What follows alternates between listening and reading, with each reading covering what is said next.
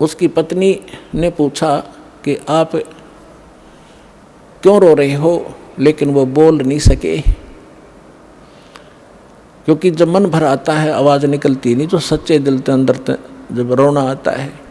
अब आमनी देवी उनकी धर्मपत्नी ने पूछा, जी कैसे जल्दी आ गया आप, तो आपने तो बहुत समय लगाना था, 2 ढाई 3 महीने का टूर प्रोग्राम था आपका।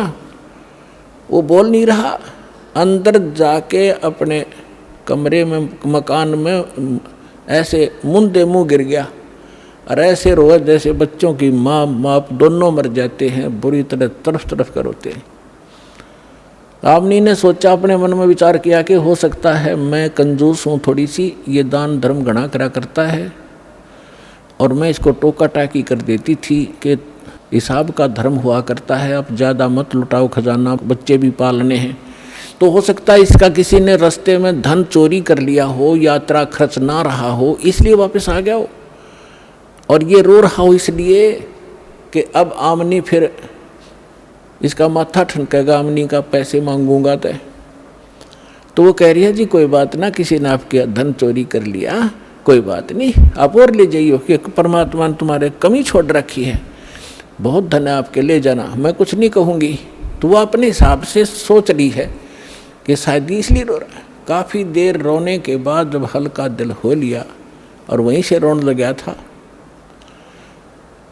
तब धर्मदास ने कहा, आमनी मेरा धन अगर निकल जाता, चोरी हो जाता, मैं नहीं रोता और ले जाता तेरे को समझा बुझा के, लेकिन आज मेरा वो धन गुम हो गया, चोरी हो गया, शायद मुझे मिला नहीं, और वो नहीं मिलेगा तो मैं जीऊँगा नहीं, संसार में रह नहीं सकता।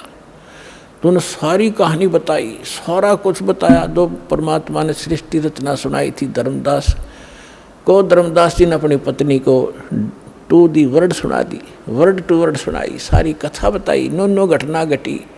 ऐसे महापुरुष मैंने हाथ लगा के देखा, उनके शरीर कति तो रुई जैसा था। तो आमनी कहने लगी, आप व्यापारी होकर के, आप लाला होकर के, सेठ होकर के सौदा चूक गए, रामकृष्ण से कौन सी अपनी रिश्तेदारी थी, इनका ज्ञान सुना था तो ये अच्छे लग रहे थे, इनसे श्रेष्ठ ज्ञान सुना, आपने सौदा क्यों नहीं करा, चरण क्यों नहीं पकड़ दिया, आपने वाद विवाद नहीं करना चाहिए था।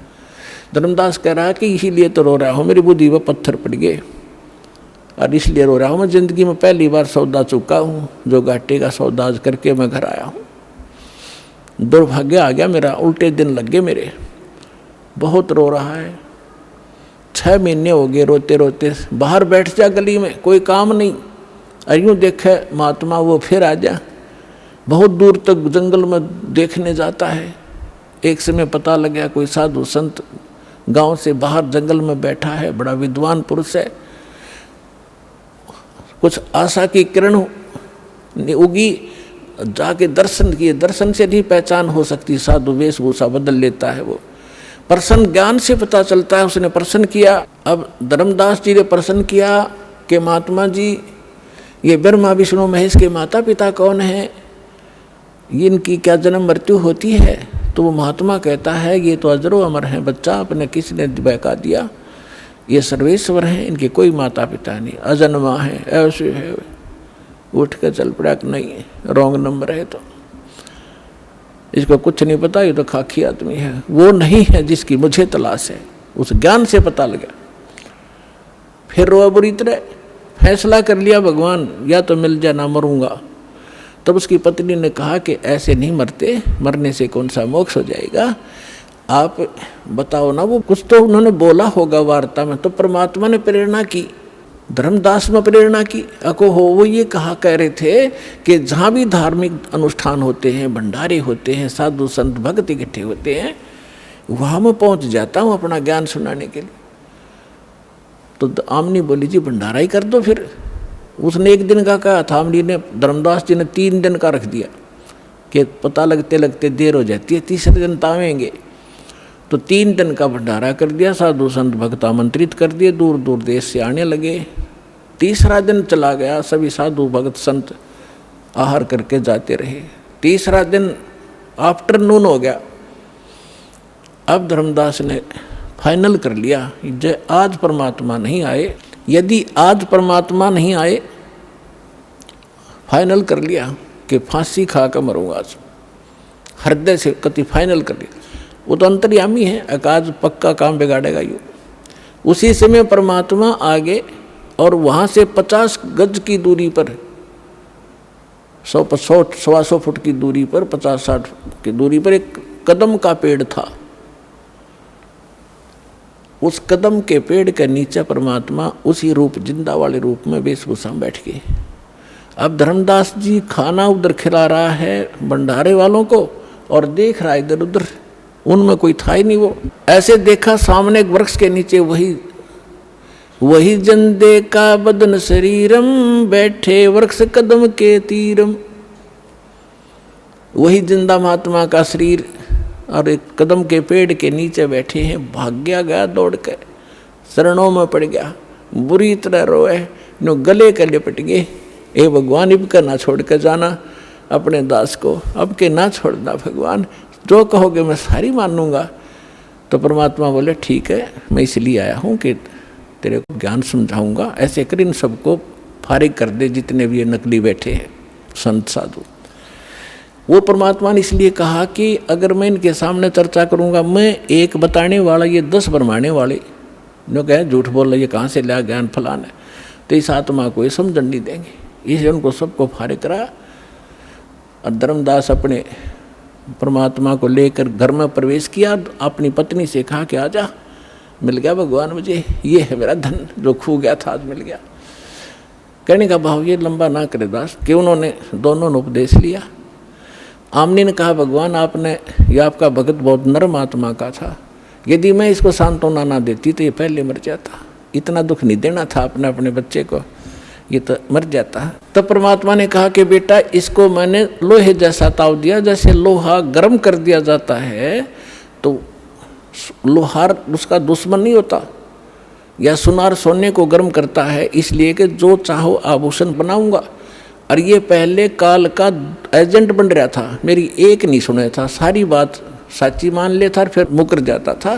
तो बेटा अब इसका लोहा गर्म कराया हमने 6 महीने तक, इसको तड़फा के, अब मैं जो कहूँगा ये सारी स्वीकार करेगा, इसलिए ये ताव दिया था।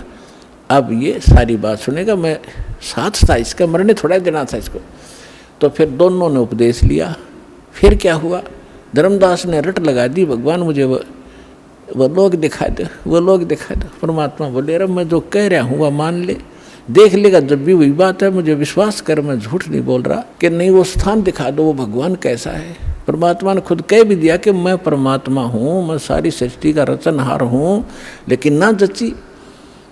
तो परमात्मा ने कहा ठीक है दिखाऊंगा, कभी समय आने दे। एक दिन परमात्मा आए और उनको लेकर के सतलोक गए, शरीर वहीं रहा। ऊपर जाकर दिखा के, वहाँ जाकर जो नीचे से साधु परमात्मा जिंदा रूप में थे, सामने वही तख्त पर बैठे दिखाई दिए, और उनका शरीर बहुत तेजों में था। वहाँ की और वहाँ की सारी सृष्टि देखी। वहाँ से ही स्त्री और पुरुष गांव के गांव बसे हुए हैं, बहुत सुंदर महल हैं, बड़े सुंदर शरीर हैं उनके, और सुंदर आभूषण पहनते हैं, बड़ा प्यार से रहते हैं। तब धर्मदास ने कहा भगवान मुझे यहीं रख लो। हे परमात्मा आप तो सचमुच मतलब मूर्ख हूँ, आप स्वयं मालिक हो। हे भगवान मुझसे गलती हुई, माफ़ करो, मुझे यहीं रख लो। परमात्मा बोले नहीं, आपको वापस जाना पड़ेगा, आप भक्तिहीन हो चुके हो। मैं ऐसा मंत्र सतनाम दूंगा 2 अक्षर का, और फिर सार नाम दूंगा, इनकी साधना से जो मैं विधि बताऊंगा शीघ्र धनी हो जाओगे। और फिर यहाँ जाना बच्चा, फिर मेरा गवाह बना, आपके भाई बहनों को बता कि सचमुच वास्तविकता क्या है। तो वापस भेजा। 3 दिन बीत गए इसी कारण में। 3 दिन तक सब रिश्तेदार इकट्ठे हो गए कि धर्मदास कोमा में गया, पागल हो गया, बेहोश हो गया, जादू जंत्र करनिया महात्मा इनके घर पर आता था। अब जो ही तीसरे दिन होश में आया, सारे आसपास बैठे। यदि वो आसपास ना बैठे होते तो वो इन्हों सोचता स्वप्न होगा, और वो देखा तो सचमुच तो मर चुका, यूं न तो मरा मान लिया, लेकिन श्वास चल रहे थे, अचेत थे। तब धर्मदास को विश्वास हुआ और परमात्मा ने बताया कि मैं काशी में आया हुआ हूँ, बनारस में, वहाँ धानक रूप में रहता हूँ, जुल्हे का काम करता हूँ। अब यह तसल्ली हो नहीं कि वो भगवान यहाँ रह रहा होगा। तो जितने भी सब रिश्तेदार थे तो खुशी मनाई, भाई धर्मदास जीवित हो गया, चोखा धन्य है भगवान। फिर वहाँ पहुँचा, जाके बनारस में देखा भगवान सामने, ओए होए वही बैठे जो के नो चरणा में पड़ गए। पहले प्रथम मंत्र दिया था, फिर सतनाम दिया, धीरे सार नाम देकर फिर कसम दिला दी, धर्मदास मेरी लाख दुहाई, ये सार मूल ज्ञान जो मैं तुझे बता रहा हूँ अभी कहीं बताना नहीं, और ना ये सतनाम देना किसी को, ना सार नाम देना, नहीं तो धर्मदास तेरी मेरी लाख दुहाई, सार नाम की दबार ना जाई, मूल ज्ञान बार जो पढ़ी, बिजली पीटी हंसनी तरही। और ये सार नाम को तब तक छुपाई जब लग द्वादश पंथ ना मिट जाई। कलयुग बीतते 5500 पाचा, जब मेरा वचन होगा साचा। चौथा युग जब कलयुग आई तब हम अपना अंश पठाई और फिर हम पूरे विश्व को पार करेंगे। धर्मदास ये छुपा के रख, तो वो समय भी आ गया है बच्चों। अब आपको कुछ भक्तों के अनुभव सुनाएंगे। पुण्यात्माओं, इस अमर कथा में अरुचि ना करना। असंख्यों युगों के बाद तुम्हारा बिल्ली के भागों छीका टूटा है, ये इसको छक छक कर खा लो और कल्याण करा लो।